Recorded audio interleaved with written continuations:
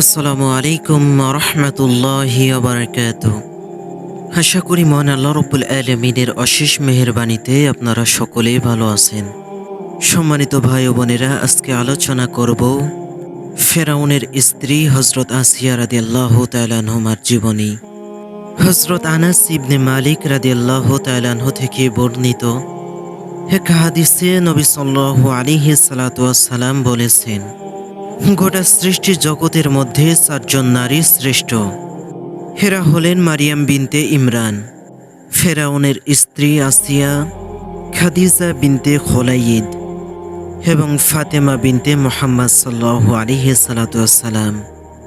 হযরত আবু মুসা রাদিয়াল্লাহু তাআলা আনহু থেকে বর্ণিত অন্য এক হাদিসে রাসূল সাল্লাল্লাহু আলাইহি সাল্লাতু ওয়াস সালাম বলেছেন, পুরুষদের মধ্যে অনেকেই পূর্ণ অর্জন করেছেন, নারীদের মধ্যে পূর্ণ অর্জন করেছেন শুধু মারিয়াম ইবনে ইমরান ও ফেরাউনের স্ত্রী আসিয়া।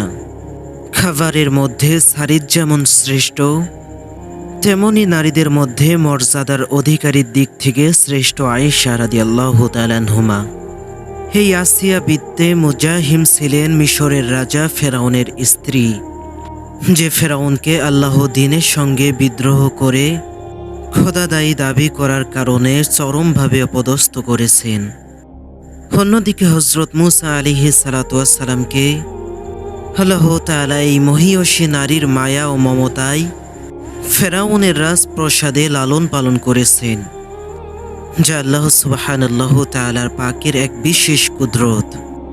যে মুসাকে ফেরাউন শিশু বয়সে হত্যা করতে চেয়েছিল, সেই মুসাকে আল্লাহ তাআলা তার ঘরেই পাঠিয়ে দিলেন, প্রমাণ করলেন তার অসাধ্য কিছুই নেই। আসিয়ার স্বামী ফেরাউন ইসলামের চরম দুশমন, আরে দুশমনের ঘরেই আল্লাহ তাআলা আসিয়াকে পাঠালেন। আসিয়া মুসা আলাইহিস সালাতু ওয়াস সালামের দ্বীনের দাওয়াত কবুল করলেন। তিনি জানতেন এর পরিণতি ভালো হতে পারে না, কিন্তু দ্বীনের জন্য তিনি এই ভয় ভীতির পরোয়া করলেন না। সব বিলাসিতা আরামায়েশ ত্যাগ করে সত্য দ্বীনে প্রবেশ করলেন। ফেরাউন তার ঈমান গ্রহণের কথা জানতে পেরে অনেক রাগান্বিত হল। তার যে সঙ্গী সাথীরা ঈমান এনেছিল তাদের সে নির্মমভাবে হত্যা করল, আর সে নানাভাবে চেষ্টা করল আসিয়াকে ঈমান থেকে আগের অবস্থায় ফিরিয়ে আনতে। কিন্তু আসিয়ার ঈমানের কারণে ফেরাউন হেরে গেল। কিন্তু ফেরাউনের শয়তানি চিন্তা থেমে রইল না। আসিয়ার জন্য সে কঠিন থেকে কঠিনতর শাস্তির ব্যবস্থা করল। এর আগেও সে বনি ইসরায়েলের মুমিনদের সঙ্গে অনেক পাশবিক খারাপ আচরণ করেছে। এবার সে স্ত্রীর বেলায় আগের চেয়ে আরো নির্মম হল। অসংখ্য মানুষের মাঝে আসিয়াকে উলঙ্গ করানো হলো, আর হাত পা লোহার পেরেক দিয়ে গেঁথে দিল। বিষম যন্ত্রণায় ছটফট করতে লাগলেন আসিয়া। হে অবস্থায়ও ফেরাউন তাকে প্রহারের নির্দেশ দিল।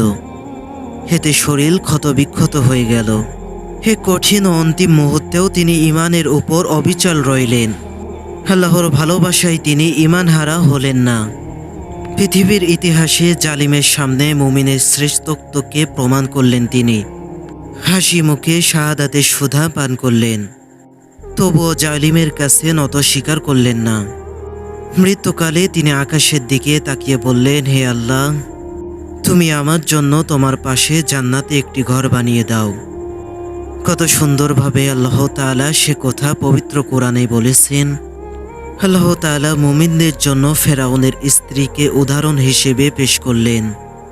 সে প্রার্থনা করেছিল, হে আমার মালিক, জান্নাতে তোমার পাশে আমার জন্য একটি ঘর বানিয়ে দাও, আর দুনিয়ায় ফেরাউন ও তার কর্মকাণ্ড থেকে তুমি আমাকে বাঁচিয়ে রেখো। তুমি আমাকে এ জালিম সম্প্রদায় থেকে রক্ষা করো। সূরা তাহরিম 11 নম্বর আয়াতে বলেছেন।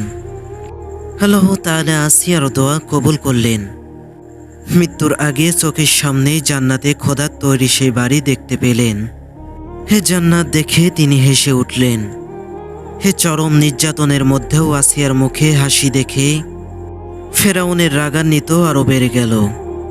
তিনি রাগে ক্ষোভে ফেরাউন তার উপর বিশাল একখণ্ড পাথর নিক্ষেপ করে। এই পাথরের আঘাতে হযরত আসিয়া রাদিয়াল্লাহু তাআলা আনহুমা ইন্তেকাল করেন।